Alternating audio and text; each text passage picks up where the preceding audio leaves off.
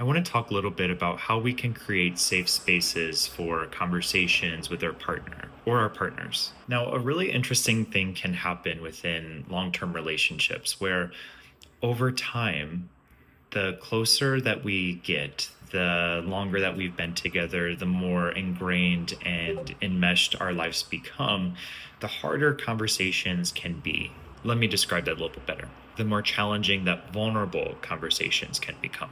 We might find a really great rhythm on discussing what to cook for dinner or who's going to pay the bills or what we're going to do for vacation, but talking about things like our emotional connection needs, our needs for intimacy, our needs for sex, our desire for spirituality and spiritual connection with one another. Those conversations often become increasingly difficult within long-term relationships. And this distance in our ability to have these conversations doesn't grow overnight. It happens piece by piece over time. Where, for instance, maybe your partner came home from work and you wanted to talk to them about having sex tonight, but they were really stressed. And your partner said, no, not tonight. I don't have the space. We're not doing it. Then in that moment, you took that as a message of, oh, I'm not wanted right now. And then the next time that you wanted to have sex, that message played in your mind of, I wasn't wanted then, so maybe I'm not wanted now. So I'm not going to bring this up. I'm not going to talk about that. This is something that I'm wanting, that I'm needing.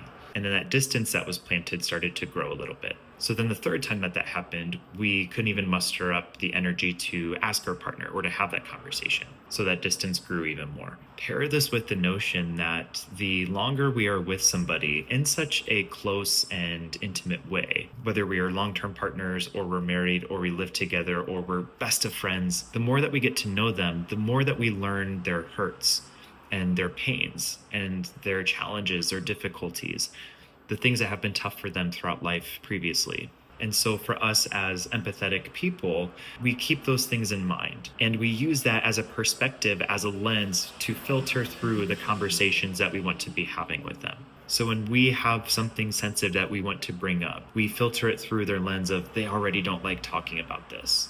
And this is something that's difficult to bring up. So I'm not going to talk about it. It's easier not to.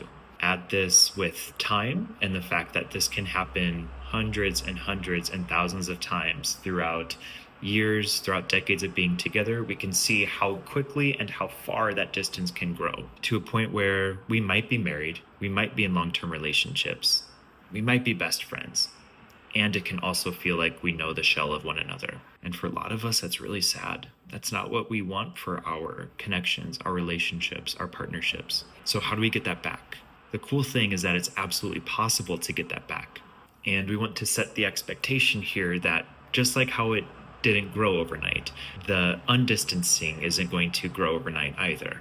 However, we can fertilize it and we can water it. And so that plant of undistance can blossom a little more quickly than you think. So here are some tips that help to do that. First, spend time together, particularly intentional time. Think back to when you first started this connection with this person. What were the things that you did? What made you light up with one another at that time? Would you go on specific dates? Would you go to movies? Would you travel? Would you go on hikes? Would you go to the gym together? Would you watch a certain TV show? Step back into that time and channel that energy. And the next thing, it's going to take some vulnerability and some courage and some bravery to have these open conversations. And somebody has to be the first one to do that. It's unfair to ourselves and to our partners if we put that expectation onto them. So it's more helpful if we take that bravery ourselves. To do this, spend some time with your emotions. Spend some time with, how am I feeling here? What is it that I'm wanting, that I'm needing, that I'm craving within our relationship? What do I miss about our relationship? And how can I communicate this out to my person? So then to have that conversation, we first tell our person, hey, I love you. And I love our time and our connection together. And there's something really important that I want to talk to us about. When do you have some space for us to have this conversation? And you see what they say. You invite them into that conversation. You open the door. They might say, hey, let's have it right now. Tell me what's on your mind. They might say, what are you talking about? They might get really nervous and afraid and be like, no, we're not going to have this conversation. But just notice their response and see how that goes. If they are resistant to it, if they are nervous about it, know that fear and anxiety for them have been activated. And so we can let them know, okay, This is something we can come back to, but just know at some point I want us to have a conversation. If that continues to happen for quite some time, we might need to put our foot down. We might need to become a little more assertive within that communication. And that might sound something like, hey, I love you, but I really need us to have this conversation. When do you have time within the next 2 days? Or I really need us to have a conversation right now. A bit of that gentle prodding is tough love. And when it does come time to have that conversation, we use I statements. And we also use a compliment sandwich that works really well. So this might sound something like, hey, I really love you. And again, I love our relationship and our connection.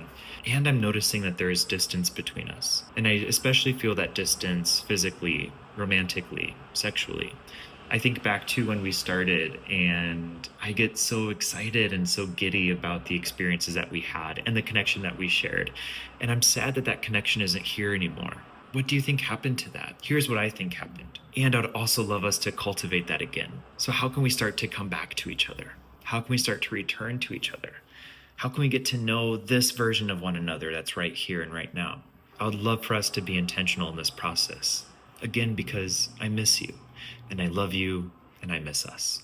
See how that conversation goes. See how your partners respond. And know that no matter what, through that conversation, however that conversation goes, your partner or your partners are communicating something to you. If they are directly communicating their wants and their needs, perfect. That's what we want. But if they are resistant and hesitant, that's also a form of communication. That might be communicating that they're not ready, that they don't have the capacity for this, or that they might be in another place. And that's okay. We want to gift our partner and our partners their own space. We want to respect their humanity, their individuality, where they are right now. And also this might lead to a different conversation. But by bringing this up, by communicating our wants and our needs, by having this conversation, we're stimulating the relationship. And yes, it might lead to the continuation of the relationship. It might lead to an even deeper bond than we've ever known with this individual. And it also might lead to a disconnection. And that's still okay, because now this will be a mindful reflection of where we all are at this point in time. And relationships aren't meant to have a timeline. Relationships are simply reflections of where we are at this point in time. And so whether a relationship lasts a day, a month, 10 years, our whole lifetime, that's still a valuable relationship. And it's still a successful relationship, as long as we've been mindful to our needs, and we've been honest, checked in with where we're at. I'm so proud of you. This is vulnerable work. This is scary work. And this is also how we love ourselves and our partners the best. Let me know how this goes. I'm so proud of you, and I'm here.